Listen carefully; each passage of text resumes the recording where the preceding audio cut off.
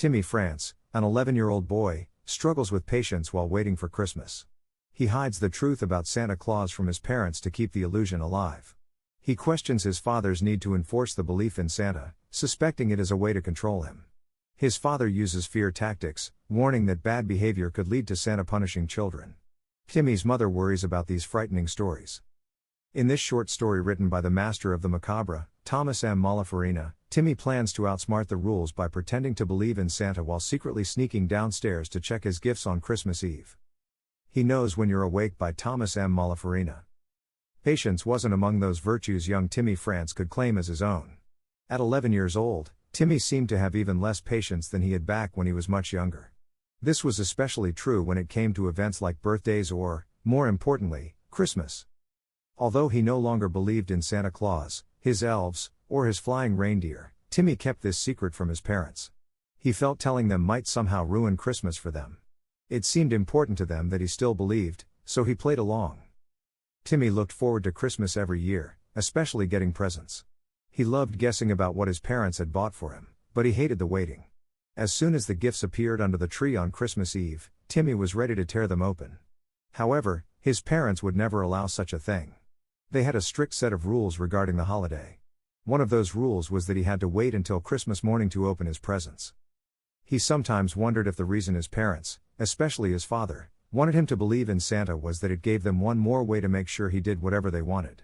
His dad would often use all the standard Christmas threats against him, such as bad boys get coal in their stockings or he sees you when you're sleeping, he knows when you're awake.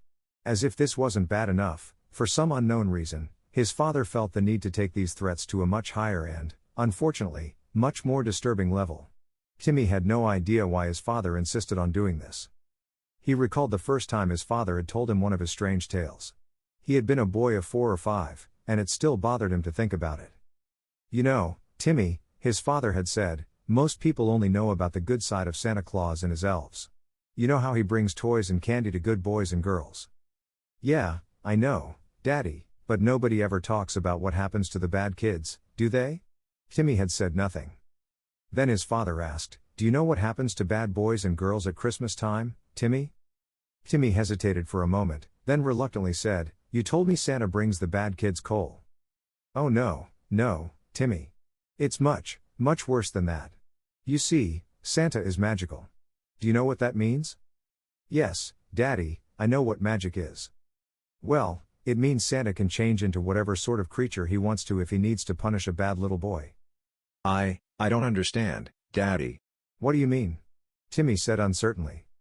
"Well, let's say some little boy breaks one of the Christmas rules, like maybe the little boy doesn't go to sleep early on Christmas Eve. You know that's one of our rules, right, Timmy?" "Yes, Daddy." "Well, if Santa finds out, he might turn himself into an ugly old monster, then come into the boy's house and smash all of his presents." "That would be mean," Timmy argued. "Yes, it most certainly would be. Or maybe if the little boy was very naughty, Santa might turn his elves into trolls. You know what trolls are, don't you, Timmy?" "Yes, Daddy. They're horrible monsters." "They sure are. And these trolls would capture the boy and carry him away to eat for dinner."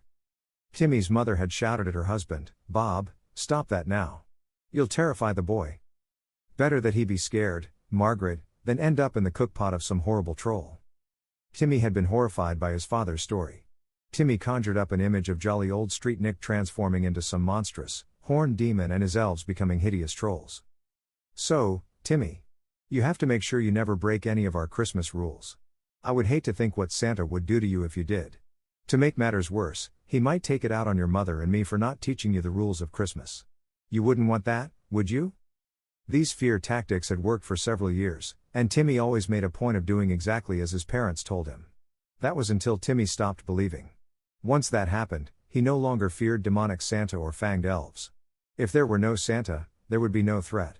However, he never let his parents know that he was aware the tales were nothing more than a bunch of nonsense. Now that he was 11, Timmy decided things should be different. This year, he had formulated a plan. He'd still allow his dad to go on with his annual stories about demonic Santa and his cannibalistic elves, all the while pretending to be terrified. Then he'd wait until his folks were asleep, and he'd slip downstairs to check out his presents. He figured he'd start with his stocking since returning it to its original state would be easiest. Most of the time, his mom just crammed stuff into the stocking with no rhyme or reason. The wrapped gifts would be a bit trickier. He would try first to look through the paper using his flashlight to see what waited beneath. He knew some of the presents might involve his opening one end to see what was inside. He'd bring along a pair of scissors and some transparent tape. If necessary, he could always refasten the paper using his tape. His folks would never be the wiser. On Christmas Eve, Timmy lay awake in his bed, fine-tuning his plan. He waited for a full hour after his parents went to bed before getting ready to go downstairs. As he sat on the edge of his bed with his feet resting on the warm carpet, he thought he heard a strange noise coming from his parents' bedroom. He didn't recognize the sound, but it was so unusual that it caused an icy chill to skitter down the middle of his back momentarily. At first, he had thought he heard a growling noise, then a thumping sound followed by a gasp. He sat silently for several minutes, waiting to hear the noise again, but it never came. Thinking he must have imagined it or else it was just his father tossing in his sleep, Timmy slowly opened his door and crept past his parents' bedroom. Usually, by this time of night, he could hear his father snoring. The man had a snore that could rattle the floorboards, but tonight he was sleeping soundlessly. His mother always slept without making a sound, and tonight was no exception. Cautiously, Timmy walked down the stairs, careful to keep to the outside edges of the stair treads. He had learned this trick from a detective movie he had watched several weeks earlier. It was supposed to keep the steps from squeaking. He reached into his pajama pants pocket, took out his small maglite, and shone it on the area in the living room where he knew the Christmas tree stood. On the floor, at the base of the ornately decorated tree, Timmy saw a Christmas stocking with his name embossed in raised glitter lettering. His mother had made it for him years earlier. The bottom part of the Y at the end of his name had worn off over the years. Regardless, he had always thought it was the most beautiful stocking he had ever seen. He recalled how she had told him Santa and his elves had made it especially for him. Seeing his stocking always made him feel special. He looked around to make sure neither of his parents had awoken or had heard him creeping about the house. He was still alone. He slowly approached his stocking, and after another glance around the room, he bent down for a closer look. Timmy lifted the stocking and reached deep down inside, having not noticed how the bottom was darker in appearance than the rest. He was far too eager with anticipation of what he might find. When his hand reached the bottom, he suddenly got an uneasy feeling in the pit of his stomach as his fingers touched something warm, sticky, and wet. At first, Timmy thought perhaps his mom had put a chocolate bar in his stocking, and it must have melted. He once had a chocolate bar melt in one of his pants pockets, and it felt a lot like this. Yet this still felt different, warm, and unlike anything he had ever experienced before in his young life.